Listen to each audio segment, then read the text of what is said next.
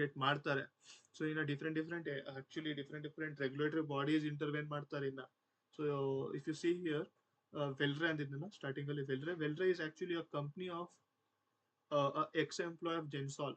He was an regulatory affairs manager Gensol group ಅಲ್ಲಿ. So ಅವ್ರ ಈ ಕಂಪ್ನಿ ಅವ್ರದ್ದು 99% ಅವ್ರ ಹತ್ರ ಇದೆ. ಇವಾಗ ಇಂಟ್ರೆಸ್ಟಿಂಗ್ ಏನಿದೆ ಅಂದ್ರೆ ವೆಲ್ರೆ ಕಡೆಯಿಂದ ಜೆನ್ಸಾಲ್ ವೆಲ್ರೆಗೆ ಜೆನ್ಸಾಲ್ ಐಟಮ್ಸ್ ಕಳ್ಸೈತೆ, ಅಂದ್ರೆ ಸ್ವಲ್ಪ ಪ್ರಾಡಕ್ಟ್ಸ್ ಎಲ್ಲ ಸೇಲ್ ಮಾಡೈತೆ. So starting if you read their sales to Gensol by Wellray, starting 2022 ಅಲ್ಲಿ 55% ಆಫ್ ಸೇಲ್ಸ್ ವೆಲ್ರೆ ಜೆನ್ಸಾಲಿಗೆ ಮಾಡ್ತಿತ್ತು. But if you check 2023 91% sales ಬರೀ ಜೆನ್ಸಾಲಿಗೆ ಮಾಡ್ತೈತೆ. ಸೊ ಇಷ್ಟು ಇನ್ಕ್ರೀಸ್ ಆಗಿದೆ. So this is also red flag. It's a kind of red flag. I won't say it a full red flag. It's a kind of red flag. ನೀವು ಅರ್ಥ ಮಾಡ್ಕೊಂಡು ಈ ತರ ಏನಾದ್ರು ಆಗ್ತೈತೆ ಅಂದ್ರೆ ನೀವು ಅರ್ಥ ಮಾಡಕ್ ಟ್ರೈ ಮಾಡ್ಬೇಕು. ಏನಕ್ಕೆ ಒಂದೇ ಎಂಟಿಟಿಗೆ ಜಾಸ್ತಿ ಪೇಮೆಂಟ್ಸ್ ಹೋಗ್ತೈತೆ, ಜಾಸ್ತಿ sales? It's a concentrated bet. Let's ಇವಾಗ ಇದೇ company, if you are reviewing a company, ನೀವು ಒಂದು ಸ್ಟಾಕ್ ರಿವ್ಯೂ ಮಾಡ್ತಿದ್ದೀರಾ, ಆ ಕಂಪ್ನಿ ಏನಾಗಿದೆ ಅಂದ್ರೆ ಬರೀ ಸ್ಪೆಸಿಫಿಕ್ ಆಗಿ 3 ಕ್ಲೈಂಟ್ಸ್ ಇದಾರೆ ಅವ್ರಿಗೆ. 3 ಕ್ಲೈಂಟ್ಸ್ ಇದ್ರೆ ನಾಳೆ ದಿವಸ ಒಬ್ಬ ಕ್ಲೈಂಟ್ ಬಿದ್ರು margins will go, stock will go. ಏನಕ್ಕಂದ್ರೆ ಇಲ್ವೇ ಇಲ್ಲ ಸಪೋರ್ಟು. ಲೆಟ್ಸ್ ಅದೇ ಮೂರನೇ ಕಂಪ್ನಿ 70% ಸೇಲ್ಸ್ ಗೆ ಕಾಂಟ್ರಿಬ್ಯೂಟ್ ಮಾಡ್ತಿದ್ರೆ ಬಿಸ್ನೆಸ್ ಹೋಯ್ತಲ್ಲ. This times of things you should be very careful. So ಇದರಲ್ಲಿ ಏನಾಗಿದೆ ಅಂದ್ರೆ ವೆಲ್ರೆ 91% ಸೇಲ್ಸ್, ಯಾವ ಸೇಲ್ಸ್ ಮಾಡ್ತೈತೆ ನಮಗೂ ಗೊತ್ತಿಲ್ಲ. I didn't actually read what Wellray does. But 91% sales Wellray ಹೋಗುತ್ತೆ, ವೆಲ್ರೆ ಕಡೆಯಿಂದ ಜೆನ್ಸಾಲ್ಗೆ ಹೋಗುತ್ತೆ. ಅದಾದ್ಮೇಲೆ ಬ್ಯಾಂಕ್ ಟ್ರಾನ್ಸಾಕ್ಷನ್ಸ್ ಆಗಿದೆ ವೆಲ್ರೆ ಮತ್ತೆ ಜೆನ್ಸಾಲ್ ಕಡೆಯಿಂದ. ಜೆನ್ಸಾಲ್ ವೆಲ್ರೆಗೆ 2023 ಇಂದ 2024 ಮಧ್ಯದಲ್ಲಿ 215 crores, 208 crores, ಅಂದ್ರೆ ನಾಟ್ ಮಧ್ಯದಲ್ಲಿ, almost year to the end of the year 215 crores ಈ ಕಡೆ 2023 ಅಲ್ಲಿ, 208 crores 2024 ಅಲ್ಲಿ, ಟೋಟಲ್ 400 crores ಜೆನ್ಸಾಲ್ ಇಂದ ವೆಲ್ರೆಗೆ ಹೋಗಿದೆ. ಅದಾದ್ಮೇಲೆ ಕೆಳಗೆ funds received back by Gensol from Wellray. Wellray ವಾಪಸ್ ಕಳ್ಸೈತೆ ಜೆನ್ಸಾಲಿಗೆ ಇಷ್ಟಿಷ್ಟು ಕ್ರೋರ್ಸ್. ನೋಡಿ ಡಿಫ್ರೆನ್ಸ್ ಎಷ್ಟಿದೆ ಅಲ್ಲೂ, ಆಲ್ಮೋಸ್ಟ್ 117 crores ಡಿಫರೆನ್ಸ್ ಅಮೌಂಟ್ ಇನ್ನ ಇದೆ. ಅದಕ್ಕೇನು ಲೆಕ್ಕಾಚಾರ ಎಲ್ಲ. It takes time to understand where it has gone. So ಅದಾದ್ಮೇಲೆ ಏನಾಗಿದೆ ಅಂದ್ರೆ ಪಾರ್ಟಿ ಟ್ರಾನ್ಸಾಕ್ಷನ್ಸ್ ಆಗಿದೆ, ಮಲ್ಟಿಪಲ್ ಟ್ರಾನ್ಸಾಕ್ಷನ್ಸ್ ಆಗಿದೆ ವೆಲ್ರೆ ಅಲ್ಲಿ. ಸೊ ಅದ್ರಲ್ಲಿ ಏನಾಗಿದೆ ಅಂದ್ರೆ related party link parties of Gensol related party ಅವರು 246 crores ಅಷ್ಟು ಟ್ರಾನ್ಸಾಕ್ಷನ್ಸ್ ಮಾಡವ್ರೆ. Sharekhan limited, it's a broker, ಅವ್ರ ಜೊತೆ 40 crores ಟ್ರಾನ್ಸಾಕ್ಷನ್ ಆಗಿದೆ. ಪಬ್ಲಿಕ್ ಶೋಲ್ಡರ್ಸ್ ಆಫ್ ಜೆನ್ಸಾಲ್ ಇದೆಯಲ್ಲ, ಅದು ರಿಲೇಟೆಡ್ ಪಾರ್ಟಿನೇ. Someone from the promoter group is related to this. others is not related, nothing to check much on that. ಅದಾದ್ಮೇಲೆ ಏನಾಗಿದೆ ಅಂದ್ರೆ, ಸೊ ಪೇಮೆಂಟ್ಸ್ ಆಗಿದೆಲ್ಲ ಜೆನ್ಸಾಲ್ ಅಂದ್ರೆ ಪೇಮೆಂಟ್ಸ್ ಎಲ್ಲ ದ ರಿಲೇಟೆಡ್ ಪಾರ್ಟೀಸ್. ಸೊ ಏನಾಗಿದೆ ಅಂದ್ರೆ ಇವಾಗ ರಿಲೇಟೆಡ್ ಪಾರ್ಟಿ ಡೀಟೇಲ್ಸ್ ಕೊಟ್ಟವ್ರೆ, ಏನೇನ್ ಟ್ರಾನ್ಸಾಕ್ಷನ್ ಆಗಿದೆಲ್ಲ ಇಂಡೆಪ್ ಕೊಟ್ಟವ್ರೆ. ಅನ್ಮೋಲ್ ಸಿಂಗ್ ಜಗ್ಗಿ ಮತ್ತೆ ಪುನೀತ್ ಸಿಂಗ್ ಜಗ್ಗಿ ಅವರು promoter and related party for the Gensol engineerings. ಅವ್ರವ್ರು ಏನೇನ್ ಮಾಡವ್ರೆ relationship with the Gensol. So if you check all this we have read there the first almost third fourth slide ಅಲ್ಲಿ ನಾವು ನೋಡಿದ್ವಿ ಏನೇನಾಗಿದೆ ಅಂತ. If you check the rationale given by SEBI, Wellray has transferred funds amounting to 39 crores to Anmol Singh Jaggi and Puneet Singh Jaggi, promoters of Gensol. The details of analysis given below. ಅದೇ ಅದನ್ನ add ಮಾಡಿಲ್ಲ, but you can understand ಏನ್ value transactions Wellray and the related party ಮಧ್ಯದಲ್ಲಿ ಆಗಿರೋದು. You can have a look on this. Then the utilization of funds by Anmol Singh Jaggi. So ಇವಾಗ difference amount ಇತ್ತಲ್ಲ ಇಲ್ಲಿ 39 crores transaction details ಕೊಟ್ಟವ್ರೆ. So ಅವ್ರು transaction ಯಾರ್ಯಾರ ಜೊತೆ ಮಾಡೋರು ಅನ್ಮೋಲ್ ಸಿಂಗ್ ಜಗ್ಗಿ ಅವರು? ಒಂದು ಜೆನ್ಸಾಲ್ ಇಸ್ ರಿಲೇಟೆಡ್ ಅಂದ್ರೆ ಅವರಲ್ಲಿ ಪ್ರೊಮೋಟರು ಜಸ್ಮಿಂದರ್ ಕೌರ್ ಯಾರು ಅವ್ರ ಅಮ್ಮವರು, ಅವ್ರ ಜೊತೆ ಆಲ್ಮೋಸ್ಟ್ 6 ಕೋಟಿ ಟ್ರಾನ್ಸಾಕ್ಷನ್ ಮಾಡೋರೆ. ಮುಗುದಾ ಕೌರ್ ಜಗ್ಗಿ ಅವರು ಯಾರು, ಅವ್ರ ವೈಫ್ ಅವರು ಅವ್ರ ಜೊತೆ ಹತ್ರ ಹತ್ರ ಒಂದು 3 ಕೋಟಿ ಟ್ರಾನ್ಸಾಕ್ಷನ್ ಮಾಡೋರು. ಇದೊಂದು ಫಾರಿನ್ ಕರೆನ್ಸಿ ಪರ್ಚೇಸ್ ಮಾಡೋರೆ. AED, I think this is related to Dubai currency dirham, ಅದೇ ಇರ್ಬೇಕಿದು. ದಿರಾಮ್ ನ ಬೈ ಮಾಡೋರೆ. ಈಗ ಎಷ್ಟು ವ್ಯಾಲ್ಯೂಗೆ? ಹತ್ರ ಹತ್ರ ಒಂದು 1,80,70,000 ಮಾಡೋರೆ. ಸೊ ಅದನ್ನು ಪರ್ಸನಲ್ ಯೂಸಿಂಗ್ ಮಾಡೋರೆ. ಸೊ ಈ ಟೋಟಲ್ ವ್ಯಾಲ್ಯೂ 25 crores ಬೀಳುತ್ತೆ. ಸೊ ಈ ಪಕ್ಕದಲ್ಲಿ ಇರೋದು ನೀವೇನಾದ್ರು ಓದಿದ್ರೆ ಅವ್ರು ಟ್ರಾನ್ಸಾಕ್ಷನ್ಸ್ ಮಾಡಿರೋದನ್ನ ಡೀಪ್ ಆಗಿದೆ. ಅಂದ್ರೆ ಇವೆಲ್ಲ ರಿಲೇಟೆಡ್, ನಿಮಗೆ ಈಸಿಯಾಗಿ ಕ್ಯಾಚ್ ಮಾಡೋಂಥದ್ದು. ಈ ಪಕ್ಕದಲ್ಲಿ ಇರೋದೆಲ್ಲ ಪರ್ಸನಲ್ ಯೂಸ್. ಇದರಲ್ಲಿ ನೀವು ಇಂಟ್ರೆಸ್ಟಿಂಗ್ ಇರೋದು ಏನಂದ್ರೆ 2 ಐಟಮ್. ಒಂದು ಗಾಲ್ಫ್ ರಿಲೇಟೆಡ್ ಏನೋ ಬೈ ಮಾಡೋರೆ. ಟೈಟನ್ ಕಂಪ್ನಿ ಇದೆಲ್ಲ, ಆಲ್ಮೋಸ್ಟ್ 17 lakhs. ಅದೇನೋ ಗಾಲ್ಫ್ ರಿಲೇಟೆಡ್ ಏನೋ ಬೈ ಮಾಡೋರಂತೆ. ಇನ್ನೊಂದು DLF ಬಗ್ಗೆನೋ ಕೊಟ್ಟಿರ್ಬೇಕಿದ್ದಲ್ಲೇ. DLF homes. ಇಲ್ಲ, DLF ಹೋಮ್ಸ್ ಇದಲ್ಲ. DLF ಹೋಮ್ಸ್ ಆ ಅಮೌಂಟ್ ಇಂದ ಬೈ ಮಾಡಿರೋದು ಕ್ಯಾಬ್ರಿಡ್ಜ್ ಹೆಸರಲ್ಲಿ ಇದೆ. ಅಲ್ಟಿಮೇಟ್ಲಿ ಇವ್ರದೆ. ಸೊ ಈ ದುಡ್ಡನ್ನ ಅವರು ಬೇರೆ ಬೇರೆ ವಿಷಯದಲ್ಲಿ ಯೂಸ್ ಮಾಡೋರು ನೋಡಿ, ಎಲ್ಲೆಲ್ಲೋ ಯೂಸ್ ಮಾಡೋರು. If you read this remarks also ನಿಮ್ಗೆ ಅರ್ಥ ಆಗುತ್ತೆ. ಕ್ರೆಡಿಟ್ ಕಾರ್ಡ್ ಪೇಮೆಂಟ್ ಮಾಡೋಕ್ಕೂ ಕಂಪ್ನಿ ದುಡ್ಡು ಯೂಸ್ ಮಾಡೋರೆ. ಮೇಕ್ ಮೈ ಟ್ರಿಪ್ ಅವ್ರು ಎಲ್ಲ ಟ್ರಿಪ್ ಮಾಡಕ್ ಹೋಗು ಇದೇ ದುಡ್ಡು ಯೂಸ್ ಮಾಡೋರೆ. ಕ್ರೆಡಿಟ್ ಕಾರ್ಡ್ ಪೇಮೆಂಟ್ ಇದಲ್ಲೇ ಮಾಡೋರೆ. ಟೈಟನ್ಗೂ ಇದೇ ಪೇ ಮಾಡೋರೆ. ICICI securities stock broking, stock cell by ಮಾಡೋಕ್ಕೂ ಕಂಪ್ನಿ ದುಡ್ಡು ಯೂಸ್ ಮಾಡೋರೆ. ಇದು ಅನ್ಮೋಲ್ ಸಿಂಗ್ ಜಗ್ಗಿ ಪ್ರಮೋಟರ್ ತಮ್ಮೋರು ಇದಾರಲ್ಲ, ಪುನೀತ್ ಸಿಂಗ್ ಜಗ್ಗಿ, ಅವ್ರದ್ದು ಟ್ರಾನ್ಸಾಕ್ಷನ್ ಡೀಟೇಲ್ಸ್ ಸೆಬಿ ಅವ್ರು ಕೊಟ್ಟವ್ರೆ. 13 crores ಟ್ರಾನ್ಸಾಕ್ಷನ್ ಆಗಿದೆ. ಚಿಕ್ ವ್ಯಾಲ್ಯೂ, ಅಂದ್ರೆ ಕಂಪ್ಯಾರಿಟಿವ್ಲಿ ಚಿಕ್ ವ್ಯಾಲ್ಯೂ ಇದೆ. ದುಡ್ಡು ಎತ್ತಿರೋದಲ್ಲ, ಎಕ್ಸ್ಟ್ರಾ ದುಡ್ಡು ರೌಟ್ ಮಾಡ್ಕೊಂಡು ಈ ಕಡೆಯಿಂದ ಆ ಕಡೆ ಎತ್ತಿ ಬೇರೆ ಬೇರೆ ಕಂಪ್ನೀಸ್ ಇಂದ ಮೂವ್ ಮಾಡ್ಕೊಂಡು 36 crores ತೆಗ್ದಿ ಅದ್ರಲ್ಲಿ ಇಬ್ರು ಅಣ್ಣ ತಮ್ಮಂದಿರು ಡಿವೈಡ್ ಮಾಡ್ಕೊಂಡು ಏನೋ ಮಾಡೋರು. ಅದರಲ್ಲಿ ಇಫ್ ಯು ಸಿ ಪ್ರಮೋಟರ್ ಅವ್ರ ವೈಫ್, ಪ್ರಮೋಟರ್ ಜಸ್ಮಿಂದರ್ ಕೌರ್ ಅಂದ್ರೆ ಅವ್ರ ಅಮ್ಮ ಅವರು ಒಂದು 80 lakhs ಅವ್ರಿಗೆ ಪೇ ಮಾಡೋರೆ. ಡಿಫ್ರೆಂಟ್ ವೇಸ್ ಎಲ್ಲೆಲ್ಲೋ ಪೇ ಮಾಡೋರೆ. ಎಲ್ಲ ಪರ್ಸನಲ್ ಯೂಸಿಗೆ ಹೋಗಿದೆ. ಅದಿಲ್ದರೆ ನಿಮಗೆ ಅವರು ಸಬಿ ಅವರು ಇನ್ನ ಡೀಟೇಲ್ ಆಗಿ ಕೊಟ್ಟವ್ರೆ ಜೆನ್ಸಲ್ ಇಂಜಿನಿಯರಿಂಗ್ ಇಂದ ಹೆಂಗ್ ಮೂವ್ ಆಗಿದೆ ದುಡ್ಡು ಅಂತ. ಇಫ್ ಯು ಸಿ ಜೆನ್ಸಲ್ ಇಂಜಿನಿಯರಿಂಗ್ ಇಂದ ವೆಲ್ರೆಗೆ 10 ಕೋಟಿ ಹೋಗಿದೆ. 10 ಕೋಟಿಯಿಂದ 5 ಕೋಟಿ ಅನ್ಮೋಲ್ಗೆ ಹೋಗಿದೆ. 5 ಕೋಟಿ ಪುನೀತಿಗೆ ಹೋಗಿದೆ. ವಾಪಸ್ ವೆಂಚರ್ಸಿಗೆ ಬಂದೈತೆ. ಜೆನ್ಸಲ್ ವೆಂಚರ್ಸ್ ವಾಪಸ್ ಇಂಜಿನಿಯರಿಂಗ್ ಹಾಕಿದೆ. ಏನಾಗಿದೆ ಇವಾಗಿದು? ಕಂಪ್ನಿ ಪ್ರಿಫರೆನ್ಷಿಯಲ್ ಶೇರ್ ಇಶ್ಯೂ ಮಾಡ್ತಾರೆ. So what is preferential share ಅಂದ್ರೆ,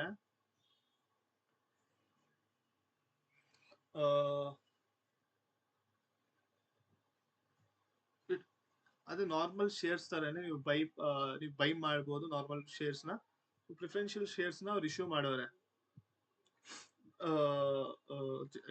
ಜೆನ್ಸಲ್ ಇಂಜಿನಿಯರಿಂಗ್ ಅವರು ಪ್ರಿಫರೆನ್ಷಿಯಲ್ ಶೇರ್ಸ್ ನ ಇಶ್ಯೂ ಮಾಡೋರೆ. ಯಾರು ಬೇಕಾದ್ರೂ ಅದನ್ನ ಇದು ಮಾಡ್ಬೋದು, ಬೈ ಮಾಡ್ಬೋದು.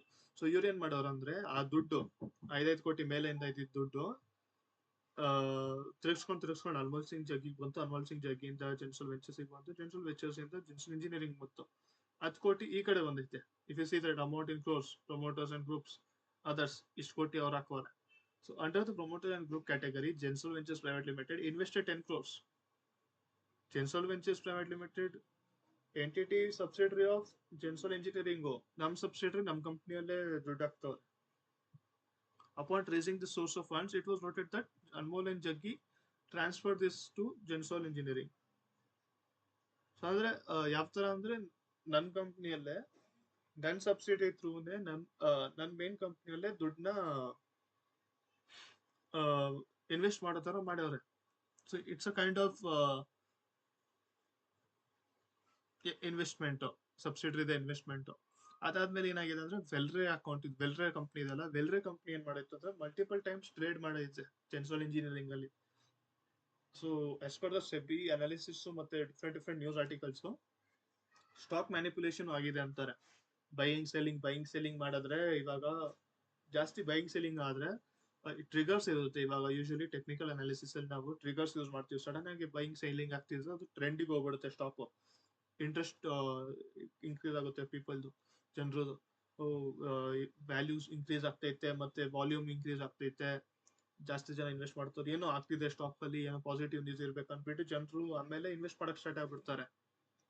ಸೊ ಈ ತರ ಒಂದು ಇಮೇಜ್ ಕ್ರಿಯೇಟ್ ಮಾಡಕ್ಕೆ, ಈ ತರ ಒಂದು ಸ್ಟಾಕ್ ನ ಹೈ ಕರ್ಕೊಂಡು ಹೋಗುವಂತ ಸಿಚುವೇಶನ್ ಮಾಡಕ್ಕೆ ಇವರು ಟ್ರೈ ಮಾಡೋ ಅಂತಾರೆ. ಇಫ್ ಯು ರೀಡ್ ದಟ್ ನ traded in the script of Gensol Engineering Limited, 99% of trade value during the period of April 2022 to December 2024. ನೋಡಿ ಎಷ್ಟು ಸರಿ ಟ್ರೇಡ್ ಮಾಡೋರು. ವೆಲ್ರೆ ಯಾರು ವಾಪಸ್ ರಿಲೇಟೆಡ್ ಎಂಟಿಟಿ. ಡಿಸ್ಕ್ಲೋಷರ್ಸ್ ಬೈ ಕಂಪ್ನಿ ಇವಾಗ ಏನೇ ಡಿಸ್ಕ್ಲೋಸ್ ಮಾಡೈತೆ ಅಂದ್ರೆ ಇದು ಸೇಮ್ ಡಾಕ್ಯುಮೆಂಟ್ ಇಂದ ಎತ್ತಿರೋದು. ಕಂಪ್ನಿ ಏನಂದೈತೆ ಅಂದ್ರೆ 30,000. ಓಕೆ, ನಾನು ಅಲ್ಲಿ 50,000 ಅಂದ್ರೆ ನಿಮಗೆ 50,000 ಯೂನಿಟ್ಸ್ ಆಫ್ ಕಾರ್ಸ್ದು ಆರ್ಡರ್ ಬಂದೈತೆ.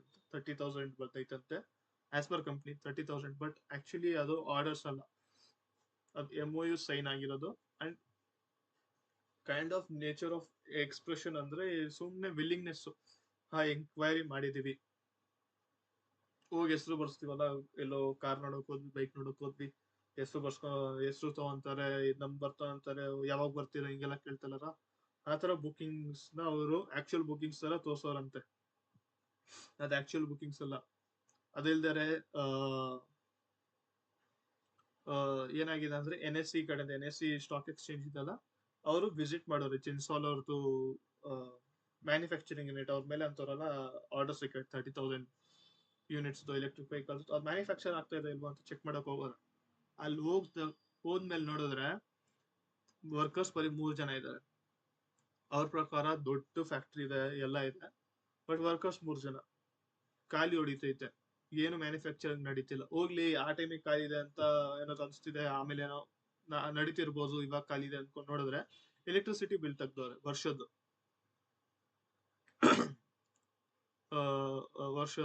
ಸೊ ಅದ್ರಲ್ಲಿ ಏನಾಗಿದೆ ಅಂದ್ರೆ ಬರೀ 1.5 ಲಕ್ಷನೇ ಎಲೆಕ್ಟ್ರಿಸಿಟಿ ಬಿಲ್ ವ್ಯಾಲ್ಯೂ ಬಂದಿರೋದು.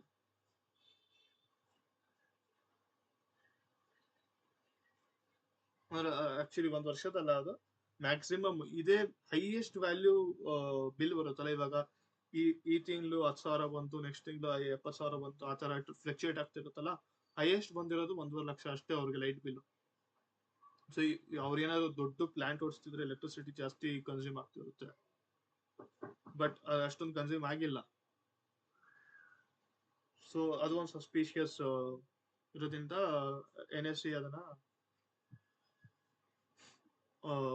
ಅದನ್ನು ಹೈಲೈಟ್ ಮಾಡೋರೆ. ಅದಾದ್ಮೇಲೆ ಏನಾಗಿದೆ ಅಂದ್ರೆ ಇದನ್ನೆಲ್ಲ ಬಚ್ಚಕ್ಕೆ ಇವಾಗ ಸ್ಟಾಕ್ ಎಲ್ಲ ಜಾಸ್ತಿ ಬೆಲೆ ಕೆಳಗಾಯ್ತಲ್ಲ, ನೆಗೆಟಿವ್ ನ್ಯೂಸ್ ಆಯ್ತಂತ ಯೂಶಲಿ ಒಂದು ಟ್ರಿಕ್ ಇದು, ಸ್ಟಾಕ್ ನ ಸ್ಪ್ಲಿಟ್ ಮಾಡ್ಬಿಡ್ತಾರೆ. ಇವಾಗ ಎಷ್ಟು ಸ್ಟಾಕ್ ಸ್ಪ್ಲಿಟ್ ಯಾವ ತರ ಇದೆ ಅಂದ್ರೆ, ವ್ಯಾಲ್ಯೂ ಕಡಿಮೆ ಆಗ್ಬಿಡುತ್ತೆ, ಅವಾಗ ಜಾಸ್ತಿ ಮೂವ್ಮೆಂಟ್ ಆಗುತ್ತೆ. ವ್ಯಾಲ್ಯೂ ಇವಾಗ ಲೆಟ್ಸ್ ಒಂದು ಕಂಪ್ನಿ ಇದೆ, ಅದು ಸ್ಟಾಕ್ 30,000 ಒಂದು ಸ್ಟಾಕ್ ಅಂದ್ರೆ, ಒಂದು ಶೇರ್ ಅಂದ್ರೆ ಕಷ್ಟ. ನಿಮ್ ತರ ಎಲ್ಲ ಇನ್ವೆಸ್ಟ್ ಮಾಡಕ್ ಆಗಲ್ಲ, ಜಾಸ್ತಿ ಕ್ವಾಂಟಿಟಿ ತಗೊಂಡು ಬೈ ಸೇಲ್ ಮಾಡಕ್ಕಾಗಲ್ಲ. ಬಟ್ ಅದೇ ಸ್ಟಾಕ್ 30 ರುಪೀಸಿಗೆ ಬಂದ್ಬಿಟ್ರೆ ಎಲ್ರು ಸ್ಟಾಕ್ ಮಾಡ್ತಾರಲ್ಲ. ಅದೇ ತರ 1/3 ಇದು ಇವಾಗ ನಿಮ್ಮ ಹತ್ರ 1 ಶೇರ್ ಇತ್ತು ಅಂದ್ರೆ ನಿಮ್ಗೆ 10 ಶೇರ್ ಸಿಗುತ್ತೆ, ಬಟ್ ವ್ಯಾಲ್ಯೂನ ಅಷ್ಟೇ ಕಡಿಮೆ ಆಗುತ್ತೆ. ಇವಾಗ 30 ರೂಪಾಯಿ ಶೇರು 1/10 ಮಾಡ್ಬಿಡ್ತಾರೆ ಅಂದ್ರೆ ಪರ್ ಶೇರ್ ನಿಮ್ಗೆ, ನಿಮ್ಮ ಹತ್ರ 1 ಶೇರ್ ಇತ್ತು ಅಂದ್ರೆ ನಿಮ್ಗೆ 10 ಶೇರ್ ಕೊಟ್ಬಿಡ್ತಾರೆ. ಅವಾಗ ಎಷ್ಟು, 1 ಶೇರ್ ಇದ್ದಿದ್ 30 ರೂಪಾಯಿ, ಅದ್ರ ಜಾಗದಲ್ಲಿ 3 x 10 ಮಾಡ್ಕೊಟ್ಬಿಡ್ತಾರೆ ನಿಮಗೆ. 3 ರೂಪಾಯಿ ವ್ಯಾಲ್ಯೂ 1 ಶೇರ್ ಅಂತ 10 ಶೇರ್ಸ್ ಕೊಟ್ಬಿಡ್ತಾರೆ ನಿಮಗೆ. ಅವಾಗ ಏನಾಗುತ್ತೆ, ಸ್ಟಾಕ್ ವ್ಯಾಲ್ಯೂ ಬೀಳುತ್ತೆ. ಅದು ಪರವಾಗಿಲ್ಲ, ಅದು ನಿಮ್ ವ್ಯಾಲ್ಯೂ ಅಂದ್ರೆ ನಿಮ್ ಪೋರ್ಟ್ಫೋಲಿಯೋ ಅಷ್ಟೇ ಕಾಣಿಸುತ್ತೆ, 30 ರೂಪಾಯಿನೇ ಕಾಣಿಸುತ್ತೆ. ಬಟ್ ಏನಾಗುತ್ತೆ ಅಂದ್ರೆ 3 ರೂಪಾಯಿನೇ ಇರುತ್ತಲ್ಲ ಒಂದು ಸ್ಟಾಕ್, ಜನರನ್ನ ಬೈ ಮಾಡ್ತಾರೆ. ಕಡಿಮೆ ಆಗಿದೆ ಸ್ಟಾಕ್, ಸ್ಪ್ಲಿಟ್ ಆಗಿರೋದ್ರಿಂದ ಬೈ ಮಾಡ್ಬೋದು, ಒಳ್ಳೆ ಟ್ರೇಡಿಂಗ್ ಮಾಡ್ಬೋದು, ಕಂಪ್ನಿ ಚೆನ್ನಾಗಿದೆ, ಎಲ್ಲ ಹಿಂಗೆ ಅಂತೆಲ್ಲ ಮಾಡ್ತಾರೆ. This is also trick. ಆ ಟ್ರಿಕ್ ನ ಸೆಬಿ ಕ್ಯಾನ್ಸಲ್ ಮಾಡ್ಬಿಟ್ರು, ಸ್ಟಾಪ್ ಮಾಡ್ಬಿಟ್ರು. ಈ ಕಾರ್ಪೊರೇಟ್ ಆಕ್ಷನ್ ತಗೊಳಂಗಿಲ್ಲ. ಅದಾದ್ಮೇಲೆ ಇನ್ನೊಂದೇನಾಗಿದೆ ಅಂದ್ರೆ, ಇದರಲ್ಲಿ ಇಂಡಿಪೆಂಡೆಂಟ್ ಡೈರೆಕ್ಟರ್ಸ್ ಒಂದು ಆಲ್ಮೋಸ್ಟ್ 2 ತರ ಡೈರೆಕ್ಟರ್ಸ್ ಇರ್ತಾರೆ ಕಂಪ್ನಿಯಲ್ಲಿ. ಒಂದು ಎಕ್ಸಿಕ್ಯೂಟಿವ್ ಡೈರೆಕ್ಟರ್, ಒಂದು ನಾನ್ ಎಕ್ಸಿಕ್ಯೂಟಿವ್ ಡೈರೆಕ್ಟರ್, ಇನ್ನೊಂದು ಇಂಡಿಪೆಂಡೆಂಟ್ ಡೈರೆಕ್ಟರ್. ಎಕ್ಸಿಕ್ಯೂಟಿವ್ ನಾನ್ ಎಕ್ಸಿಕ್ಯೂಟಿವ್ ಯಾವ ತರ ಅನ್ಕೊಂಡ್ ಬಂದ್ರೆ ನೀವು, ರಿಲೇಟೆಡ್ ಕಂಪ್ನಿ ಮ್ಯಾನೇಜ್ಮೆಂಟ್ ಡೈರೆಕ್ಟರ್ ಆಗಿ ಕೂತಿರ್ತಾರೆ. But independent director someone from outside SEBI appoint ಮಾಡುತ್ತೆ. ಅಂದ್ರೆ ಆಲ್ಮೋಸ್ಟ್ ಸೆಬಿನೇ ಅಪಾಯಿಂಟ್ ಮಾಡುತ್ತೆ ಅನ್ಕೊಳ್ಳಿ. ಸೆಬಿ ಒಂದು ಲಿಸ್ಟ್ ಕೊಡುತ್ತೆ, ಒಂದು ಅಷ್ಟು ಜನದ ಲಿಸ್ಟ್ ಕೊಡ್ತಾರೆ, ಕಂಪ್ನಿ ಅದರಿಂದ ಚೂಸ್ ಮಾಡ್ಕೊಂಡು ಅವ್ರನ್ನ ಇಂಡಿಪೆಂಡೆಂಟ್ ಡೈರೆಕ್ಟರ್ ತರ ಹಾಕೋತಾರೆ. ಇಂಡಿಪೆಂಡೆಂಟ್ ಡೈರೆಕ್ಟರ್ ಯಾರಂದ್ರೆ, ಇವರೆಲ್ಲ ಒಳ್ಳೆ ಪ್ರೊಫೆಷನಲ್ ಪರ್ಸನ್ ಇರ್ತಾರೆ. IPS officers, IAS officers, chartered accountants, industry veterans, army ಅಲ್ಲಿರೋರು, ಕರ್ನಲ್ಸ್, ಬ್ರಿಗೇಡಿಯರ್ಸ್, ಅಂಡ್ ಯಾರಾದ್ರೂ ಹೋಗಿರ್ಬೋದು, ಬಟ್ ಒಳ್ಳೆ ಹೆಸರಿರುತ್ತೆ ಅವರೆಲ್ಲ. ಒಂದು ಎಕ್ಸ್ಪೀರಿಯನ್ಸ್ ತಗೊಂಡಿರ್ತಾರೆ, ಒಂದು ಇಂಡಸ್ಟ್ರಿ ಎಕ್ಸ್ಪೀರಿಯನ್ಸ್ ಇರುತ್ತೆ ಅವರೆಲ್ಲ. ಅಂದ್ರೆ ಇವಾಗ ಆರ್ಮಿಯಲ್ಲಿ ಇರೋರ್ನ ಯಾರನ್ನಾದ್ರೂ ಇಂಡಿಪೆಂಡೆಂಟ್ ಡೈರೆಕ್ಟರ್ ಮಾಡಿದ್ರೆ ಏನಾದ್ರು ಈ ತರ ಆಗ್ತೈತಂದ್ರೆ they won't let that happen. ಅಂದ್ರೆ ಇವಾಗ ಆರ್ಮಿ ಅವ್ರು ಎಷ್ಟು ಸ್ಟ್ರಿಕ್ಟ್ ಆಗಿರ್ತಾರೆ, ಎಷ್ಟು ಡಿಸಿಪ್ಲಿನ್ ಇರುತ್ತೆ, ಒಂದ್ ಚಿಕ್ಕ ವಿಷಯ ಮೇಲೆ ಕೆಳಗಾಯ್ತು ಅಂದ್ರೆ ಇಮ್ಮಿಡಿಯೇಟ್ ಆಗಿ ವಿಸಿಲ್ ಬ್ಲೋ ಮಾಡ್ಬಿಡ್ತಾರೆ, ಇಮಿಡಿಯೇಟ್ ಆಗಿ ಇನ್ಫಾರ್ಮ್ ಮಾಡ್ಬಿಡ್ತಾರೆ ಸೆಬಿಗೆ ಈ ತರ ನಡೀತೈತೆ ಕಂಪ್ನಿಯಲ್ಲಿ. ಏನಕ್ಕಂದ್ರೆ ಅವ್ರು ಆತರ ಇಲ್ವೇ ಇಲ್ಲ, ಪ್ರೊಫೆಷನಲ್. ಇವಾಗ ನಿಮ್ ಹೆಸರು ಮೇಲೆ ಇವಾಗ ಯಾವ್ದಾದ್ರು ಕಂಪ್ನಿಯಲ್ಲಿ ಇಂಡಿಪೆಂಡೆಂಟ್ ಡೈರೆಕ್ಟರ್ ಆಗಿದ್ರೆ ಆ ಕಂಪ್ನಿಗೆ ಹೆಂಗೋ ಮೇಲೆ ಕೆಳಗಾಯ್ತು, ಏನೋ ನೆಗೆಟಿವ್ ನ್ಯೂಸ್ ಬಂತು, ಏನೋ ಆಯ್ತು ಒಳಗೆ ರೆಡ್ ಫ್ಲಾಗ್, ಏನೋ ಫ್ರಾಡ್ ಆಯ್ತು, ಸ್ಕ್ಯಾಮ್ ಆಯ್ತು ಅಂದ್ರೆ ಇವಾಗ ಹೆಸರು ಅವ್ರದ್ದು ಹೋಗುತ್ತಲ್ಲ, ಏನಕ್ಕೆ ಅವ್ರು ಇಂಡಿಪೆಂಡೆಂಟ್ ಡೈರೆಕ್ಟರ್ ಆಗಿದ್ರು. ಸೊ ಅದು ರಿಸ್ಕ್, ಅವ್ರು ಎಕ್ಸ್ಪೀರಿಯನ್ಸ್ ಮೇಲೆ ರಿಸ್ಕ್, ಅದಕ್ಕೆ ಅವರು ಇಮಿಡಿಯೇಟ್ ಆಗಿ ಅದನ್ನ ಇನ್ಫಾರ್ಮ್ ಮಾಡ್ತಾರೆ. ಬಟ್ ಈ ಕೇಸಲ್ಲಿ ಏನಾಗಿದೆ ಅಂದ್ರೆ ಈ ಕೇಸಲ್ಲಿ ಯಾರು ಇನ್ಫಾರ್ಮ್ ಏನು ಮಾಡಿಲ್ಲ, ಬಟ್ ರೆಸಿಗ್ನೇಷನ್ ಆಗಿದೆ. 3 ಇಂಡಿಪೆಂಡೆಂಟ್ ಡೈರೆಕ್ಟರ್ಸ್ ರಿಸೈನ್ ಮಾಡಿಬಿಟ್ಟವ್ರೆ ಲಾಸ್ಟ್ ಆಲ್ಮೋಸ್ಟ್ 1 ಮಂತ್ ಅಲ್ಲೋ 15 days ಅಲ್ಲಿ. ಅದಲ್ಲಿ ಒಬ್ರು ಡೈರೆಕ್ಟರ್ ಇದಾರಲ್ಲ, ಇಂಡಿಪೆಂಡೆಂಟ್ ಡೈರೆಕ್ಟರ್, ಅವ್ರು ವಿತ್ ರೀಸನ್ ಕೊಟ್ಟವ್ರು. ಸೊ ಏನ್ ಹೆಸರು ಅವ್ರದ್ದು, ಅನ್ಮೋಲ್ ಅವರು. ಅವ್ರೇನ್ ಅಂತಾರೆ ಅಂದ್ರೆ, ಜಗ್ಗಿ ಅವರು ಕಂಪ್ನಿ ಇದೆಲ್ಲ, ಒಂದು ಕಂಪ್ನಿ, ಯಾವ ಕಂಪ್ನಿ ಅಂದ್ರೆ ಮ್ಯಾಕ್ಸ್ ಗ್ಯಾಸ್ ಏನೋ ಇತ್ತಲ್ಲ ಅಲ್ಲಿ ಹಿಂದೆ. ಸೊ ಆ ಕಂಪ್ನಿದು IPO ತರಕ್ ನೋಡ್ತಿದ್ರು. ಸೊ ಮೆಟ್ರಿಕ್ಸ್, ಮ್ಯಾಕ್ಸ್ ಗ್ಯಾಸ್ ಅಲ್ಲ, ಮೆಟ್ರಿಕ್ಸ್ ಅಂತ ಇದೆಲ್ಲ ಕಂಪ್ನಿ, ಮೆಟ್ರಿಕ್ಸ್ ಗ್ಯಾಸ್ ಏನೋ ಇತ್ತು. ಆ ಕಂಪ್ನಿದು IPO ತರಕ್ ನೋಡ್ತಿದ್ರಂತೆ. IPO value as per news article ನಾನು ಓದಿರೋ ಪ್ರಕಾರ ಎಲ್ಲೋ ಆಲ್ಮೋಸ್ಟ್ ₹1,000 ಒಂದ್ ಶೇರ್ ತಗೋಕ್ ನೋಡ್ತಿದ್ರು ಅವರು. Per share value ₹1,000, 1,500 crores company market ಕ್ಯಾಪ್ದು IPO ತರಕ್ ನೋಡ್ತಿದ್ರಂತೆ. ಬಟ್ ಅದು ಸ್ಟಾಪ್ ಆಯ್ತು, ಏನಕ್ಕಂದ್ರೆ ಇವಾಗ ಎಲ್ಲ ಔಟ್ ಆಗ್ಬಿಟ್ಟೈತಿ, ಸೆಬಿ ಆರ್ಡರ್ಸ್ ಬಂದೈತಲ್ಲ, ಅದು ಸ್ಟಾಪ್ ಆಗೈತೆ. ದೆನ್ ಅನ್ಮೋಲ್ ಅವ್ರು ಅಂದಿದ್ರಂತೆ ಜಗ್ಗಿ ಅವರಿಗೆ, let me read it out for you. I would like to take you back to last year July August ಅಲ್ಲಿ ಇವ್ ರೀಚ್ ಮಾಡೋರಂತೆ ಜಗ್ಗಿ ಅವ್ರ ಹತ್ರ. ಡೆಟ್ ಜಾಸ್ತಿ ಆಗಿದೆ, ಅಂದ್ರೆ ಡೆಟ್ ಜಾಸ್ತಿ ಆಗಿಲ್ಲ, ಡೆಟ್ ಚೆನ್ನಾಗಿ ಇತ್ತು. ಅವ್ರ ಹತ್ರ ಆರ್ಡರ್ ಬುಕ್ಸ್ ಇತ್ತು, ಆಲ್ಮೋಸ್ಟ್ 7,000 8,000 crores ಆರ್ಡರ್ ಬುಕ್ಸ್ ಇತ್ತು ಜೆನ್ಸೋಲ್ ಅವ್ರ ಹತ್ರ. ಅಷ್ಟು ಆರ್ಡರ್ ಬುಕ್ಸ್ ಅಂದ್ರೆ ಇವೆಲ್ಲ ಒಂದು ಆರ್ಡರ್ಸ್ ಕೊಟ್ಟಿರೋದು ಕಂಪ್ನಿಗೆ, different orders.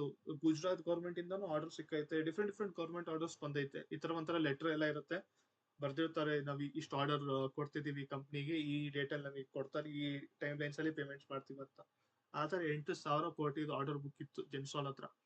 So liquidity problem ಇದಿಲ್ಲ, ಅವರೆಲ್ಲ ಆರ್ಡರ್ಸ್ ಟೈಮಿಗೆ ಮಾಡಿದ್ರೆ ಪೇಮೆಂಟ್ ಎಲ್ಲ ಈಸಿ ಆಗ್ಬಿಡೋದು, ಡೆಟ್ ಪೇಮೆಂಟ್ಸ್ ಎಲ್ಲ ಈಸಿಲಿ ಹೋಗ್ಬಿಡೋದು. ಬಟ್ ಡೆಟ್ ಪೊಸಿಷನ್ ಆ ಟೈಮಲ್ಲಿ ಕ್ರಿಟಿಕಲ್ ಆಗಿತ್ತು, ಏನಕ್ಕಂದ್ರೆ ಡಿಫಾಲ್ಟ್ ಆಗ್ತಿತ್ತಲ್ಲ. ಸೊ ಅವಾಗ ಡೆಟ್ ಅನ್ಮೋಲ್ ಅವ್ರು ಅಂದವ್ರೆ, ನಾಟ್ ಅನ್ಮೋಲ್, ಅರುಣ್, ಸಾರಿ ಅನ್ಮೋಲ್ ಜಗ್ಗಿ ಅವರು, ಡಿಯರ್ ಅನ್ಮೋಲ್ ಅಂದಿದ್ದಕ್ಕೆ ಡಿಯರ್ ಅನ್ಮೋಲ್ ಜಗ್ಗಿ ಅವರು, ಅವರಿಗೆ ಅರುಣ್ ಮಿಯೋನ್ ಅವರು ಕೊಟ್ಟಿರೋದು. ಮಿನೋನ್ ಅವರು, ಅವರು ಇಂಡಿಪೆಂಡೆಂಟ್ ಡೈರೆಕ್ಟರ್. ಅರುಣ್ ಅವರು ಬರ್ದಿರೋದು ಏನ್ ಬರ್ದವ್ರು ಅಂದ್ರೆ, ಆಗಸ್ಟ್ ಜುಲೈಲಿ ನಾನು ನಿಮಗೆ ಬ್ರೀಚ್ ಆಡಕ್ ಟ್ರೈ ಮಾಡಿದ್ದೆ ಡೆಟ್ ವಿಷಯದಲ್ಲಿ, ಇನ್ನ ಇಂಟ್ರೆಸ್ಟ್ ಕಾಸ್ಟ್ ನ ಕಡಿಮೆ ಮಾಡಬಹುದು, ಡೆಟ್ ರಿಸ್ಟ್ರಕ್ಚರ್ ಮಾಡಬಹುದು ಅಂತೆಲ್ಲ ವಿಷಯ ಮಾತಾಡಕ್ಕೆ. ಬಟ್ ಅನ್ಮೋಲ್ ಅವರು ವಾಪಸ್ ಬಂದೇ ಇಲ್ಲ, ವಾಪಸ್ ಏನೂ ಕೇಳಿಲ್ಲ, ಏನೋ ಸುದ್ದಿನೇ ಇದ್ದಿಲ್ಲ. ಸೊ ಈ ವಿಷಯನ ಮಿಸ್ಟರ್ ಪರ್ಮಾರ್ ಇದಾರಲ್ಲ, ಮಿಸ್ಟರ್ ಪರ್ಮಾರ್ ಯಾರಂದ್ರೆ ಕಂಪ್ನಿ ಸೆಕ್ರೆಟರಿ ಫಾರ್ ಜೆನ್ಸಾಲ್, ಅವ್ರಿಗೂ ಒಂದವ್ರು ಇವರು. ಮತ್ತೆ CFO ಅವ್ರಿಗೂ ಒಂದವ್ರೆ ಈ ತರಾನೇ, ಇದೆಲ್ಲ ಮಾಡ್ಬೋದು, ಸ್ವಲ್ಪ ಡೇಟಾ ರಿಸ್ಟ್ರಕ್ಚರಿಂಗ್ ವಿಷಯದಲ್ಲಿ ಮಾತಾಡೋಣ ಅಂತೆಲ್ಲ ಮಾಡವ್ರೆ. ಬಟ್ ಅವ್ರು ಏನಂದವ್ರೆ ಅಂದ್ರೆ, ಅವರು ಹಂಗೆ ಆಲ್ಮೋಸ್ಟ್ ಜಗ್ಗಿ ತರಾನೇ, ಅನ್ಮೋಲ್ ಸಿಂಗ್ ಜಗ್ಗಿ ಅವ್ರೆ. ಸೊ ಅದಾದ್ಮೇಲೆ ಇವರು ಅರುಣ್ ಅವ್ರು ಏನ್ ಮಾಡೋರು ಅಂದ್ರೆ, ಅರುಣ್ ಅವ್ರು ಹೋಗ್ಬಿಟ್ಟು ಪರ್ಮಾರ್ ಅವ್ರು ಕೇಳೋರೆ, ನನ್ನ ರೆಸಿಗ್ನೇಷನ್ ಹಾಕಕ್ ಇಷ್ಟಪಡ್ತೀನಿ. ಬಟ್ ಪರ್ಮಾರ್ ಅವ್ರು ಏನಂತಂದ್ರೆ, ಇಲ್ಲ, until IPO is not done, ಅಂದ್ರೆ ಅವ್ರೇನ್ ಫೋರ್ಸ್ ಮಾಡಿಲ್ಲ, ಬಟ್ IPO ಆಗೋವರೆಗೂ ನೀವು ಮಾಡಬೇಡಿ. ಏನಕ್ಕಂದ್ರೆ ಇವಾಗ ಐಪಿಒ ನೀವು ನೋಡಿರ್ಬೋದು, IPOಗಿಂತ ಮುಂಚೆ ಆಲ್ಮೋಸ್ಟ್ 2-3-4 ಜನ ಡೈರೆಕ್ಟರ್ಸ್ ಗಳೆಲ್ಲ ರಿಸೈನ್ ಮಾಡ್ಬಿಡ್ತಾರೆ. ಏನಕ್ಕೆ? ಇದೇ ವಿಷಯಕ್ಕೆ. ಡೈರೆಕ್ಟರ್ಸ್ ಆರ್ ರಿಸೈನಿಂಗ್ ನ, you have to be cautious with those IPOs. ಏನಕ್ಕಂದ್ರೆ ಏನಾದ್ರು ಒಂದು ರೀಸನ್ ಇರುತ್ತೆ, ಎಲ್ರು ರೀಸನ್ ಮೆನ್ಷನ್ ಮಾಡಲ್ಲ, ಇದ್ರಲ್ಲಿ ರೀಸನ್ ಮೆನ್ಷನ್ ಮಾಡೋರೆ ನಮ್ಗೆ ಅರ್ಥ ಆಗ್ತೈತೆ. But if this person wanted to like, ಅವರು ಹಾಕ್ಬಿಡ್ತಾರೆ ಪರ್ಸನಲ್ ರೀಸನ್ ಇಂದ ರಿಸೈನ್ ಮಾಡ್ತಿದೀನಿ ಅಂತ, ಅವಾಗೇನ್ ಮಾಡ್ತಾರೆ ನಿಮ್ಗೆ ಏನ್ ಅರ್ಥ ಆಗಲ್ಲ. ಬಟ್ ಅಟ್ಲೀಸ್ಟ್ ಒಂದು ಕಾಶಿಯಸ್ ಆಗಿರ್ಬೋದು ನೀವು. ಸೊ ಇದನ್ನ ನೀವು ಓದ್ಕೊಳ್ಳಿ. ಚೆನ್ನಾಗಿ ಬರ್ದವ್ರೆ ಇವ್ರು, ಕರೆಕ್ಟ್ ಆಗಿ ಬರ್ದವ್ರೆ. ಏನಕ್ಕಂದ್ರೆ ಇದು ಬರೆಯೋದ್ ಎಷ್ಟೊಂದ್ ಜನ ಬರೆಯಲ್ಲ. ಇನ್ನೂ ಇಬ್ರು ಹಾಕೋ resignation. If you get to chance to read those, ಒಂದ್ಸರಿ ಚೆಕ್ ಮಾಡಿ ನೀವು ಹೋಗಿ ಇದಕ್ಕೆ ರಿಪೋರ್ಟಿಗೆ. ಅಲ್ಲಿ ಅವ್ರು ಏನು ಬರ್ದಿಲ್ಲ, ಪರ್ಸನಲ್ ರೀಸನ್ಸು ಅಥವಾ ಪ್ರೊಫೆಷನಲ್ ರೀಸನ್ಸು ಅಥವಾ ಬೇರೆ ಕಡೆ ಏನೋ ಕೆಲಸ ಇದೆ, ನನ್ನ ಪ್ರೊಫೆಷನಲ್ ಕರಿಯರ್ ಅಲ್ಲಿ ಸ್ವಲ್ಪ ಕೆಲಸ ಇದೆ, ಹಿಂಗೆ ಹಂಗೆ ಅಂತ ಹಾಕ್ಬಿಟ್ಟು ಸಿಂಪಲ್ ರೀಸನ್ಸ್ ಕೊಡ್ಬಿಟ್ಟು ಹೋಗ್ಬಿಡ್ತಾರೆ. ಏನು ಡೈರೆಕ್ಟ್ ಆಗಿ ಅನ್ನೋದು. ಇವ್ರು ಕರೆಕ್ಟ್ ಆಗಿ ಅಂದವ್ರು, ಚೆನ್ನಾಗಿ ಅಂದವ್ರು. You should have a read on it. ಅದಾದ್ಮೇಲೆ ಏನಾಗೈತೆ ಅಂದ್ರೆ ಸೆಬಿ ಆಕ್ಷನ್ಸ್ ತಗೊಂಡೈತೆ. ಏನ್ ಆಕ್ಷನ್ಸ್ ತಗೊಂಡೈತೆ? ಅನ್ಮೋಲ್ ಸಿಂಗ್ ಜಗ್ಗಿ, ಪುನೀತ್ ಸಿಂಗ್ ಜಗ್ಗಿ ಅವ್ರಿಗೆ ಟಾಪ್ ರೋಲ್ಸ್ ಇಂದ ತೆಗ್ದ್ಬಿಟ್ಟವ್ರೆ. ಅವ್ರನ್ನ ಬಾರ್ ಮಾಡೋರು.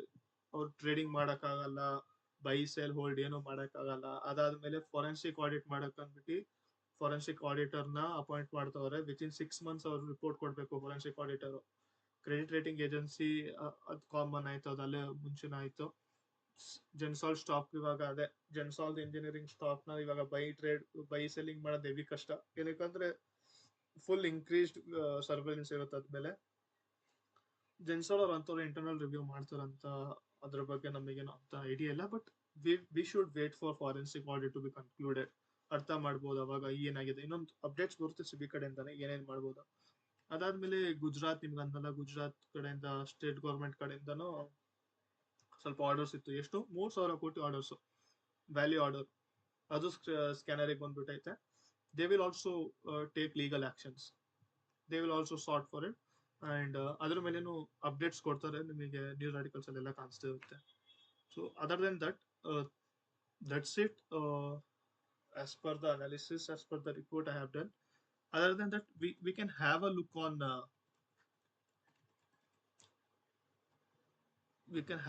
on screener.com once. ಜೆನ್ಸಾಲ್ದು ನಿಮಗೆ ಬಂದು ತೋರ್ಸಕ್ ಇಷ್ಟಪಡ್ತೀನಿ. ಸೊ ಇವಾಗ as a student of finance, actually my content is usually for the students.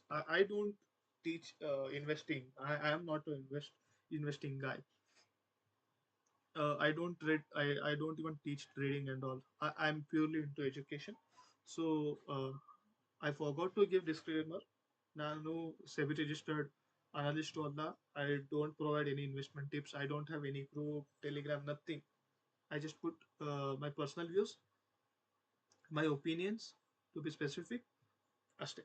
So ಇವಾಗ ನೀವು ನೋಡಿದ್ರೆ ಸ್ಟಾಕ್ ಏನಕ್ಕೆ ಜಾಸ್ತಿ ಫೇಮಸ್ ಆಗ್ಬಿಟ್ಟಿತ್ತು ನೋಡಿದ್ರೆ, ನೀವು ನೋಡಿ ಎಲ್ಲಿ 2022 ಅಲ್ಲಿ 40 ರೂಪೀಸ್ ಸ್ಟಾಕು ಹೋಗಿ ನಿಂತಿರೋದು 800, 1200. ಈ ವಿಷಯಕ್ಕೆ ಏನಂತ ಸ್ಟಾಕ್ ಫೇಮಸ್ ಆಗ್ಬಿಟ್ಟಿದೆ. ಎಲ್ಲರೂ ಸ್ಟಾಕ್ ಬಗ್ಗೆ ಮಾತಾಡ್ತಿದ್ರು.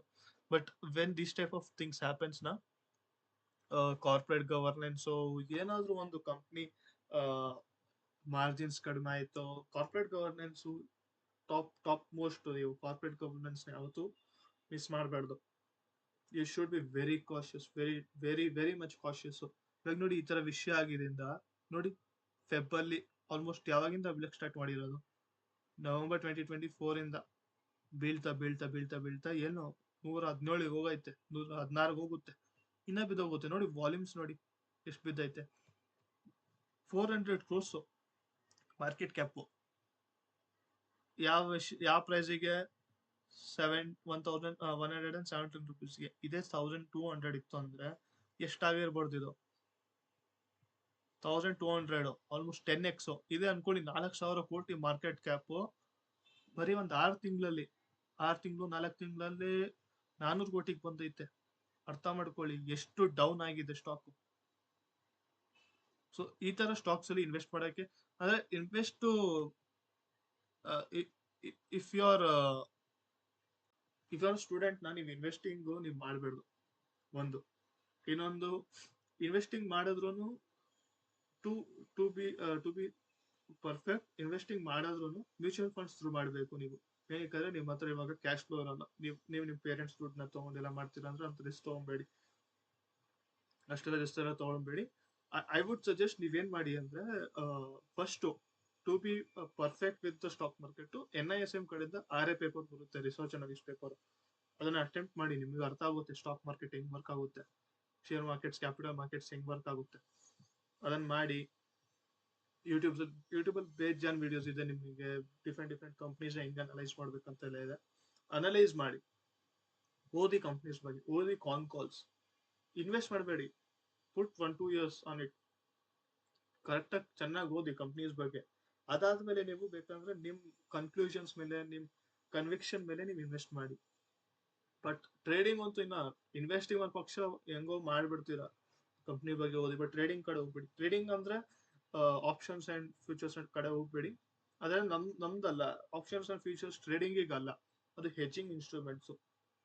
ಏನಿಗಿದೆ ಅದಕ್ಕಿರಲಿ, ಅದಕ್ಕೆಲ್ಲ ಹೋಗ್ಬೇಡಿ.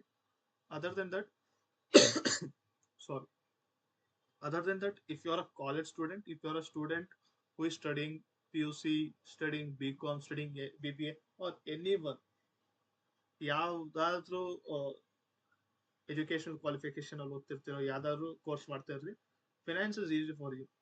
ಡಿಫ್ರೆಂಟ್ ಡಿಫ್ರೆಂಟ್ ಬುಕ್ಸ್ ಇದೆ. If you want me to give do a video on different book suggestions for a fresher guy, ಏನು ಗೊತ್ತಿಲ್ಲ ಇನ್ವೆಸ್ಟ್ಮೆಂಟ್ಸ್ ಬಗ್ಗೆ, ಕ್ಯಾಪಿಟಲ್ ಮಾರ್ಕೆಟ್ಸ್ ಬಗ್ಗೆ, I will do a video. And I'm also planning to put different videos on doing financial analysis, creating comprehensive statements, doing con analysis. ಇವೆಲ್ಲ topics ನಿಮಗೆ ಕಾಲೇಜಲ್ಲಿ ಇದ್ದೀರಾ ಅಂದ್ರೆ ಪ್ಲೇಸ್ಮೆಂಟ್ಸ್ಗೆ heavy use ಆಗುತ್ತೆ. ಯಾವ ತರ ಅಂದ್ರೆ financial analysis very hot topic. Investment banking ಅಲ್ಲಿ ಯೂಸ್ ಆಗುತ್ತೆ, ಈಕ್ವಿಟಿ ರಿಸರ್ಚ್ ಅಲ್ಲಿ ಯೂಸ್ ಆಗುತ್ತೆ. ಕಾನ್ ಅನಾಲಿಸಿಸ್ ಎಲ್ಲ ಕಲ್ತ್ರೆ ನೀವು ಸ್ಟಾಕ್ ಬ್ರೋಕರ್ಸ್ ಅಂತ ಅವ್ರ ಹತ್ರ ಕೆಲಸ ಮಾಡ್ಬೋದು, ಅವ್ರ ಹತ್ರ ಈಕ್ವಿಟಿ ರಿಸರ್ಚ್ ಆಗಿ ಜಾಯ್ನ್ ಆಗ್ಬೋದು. If you want me to do those things, please let me know in the comments. I will do those.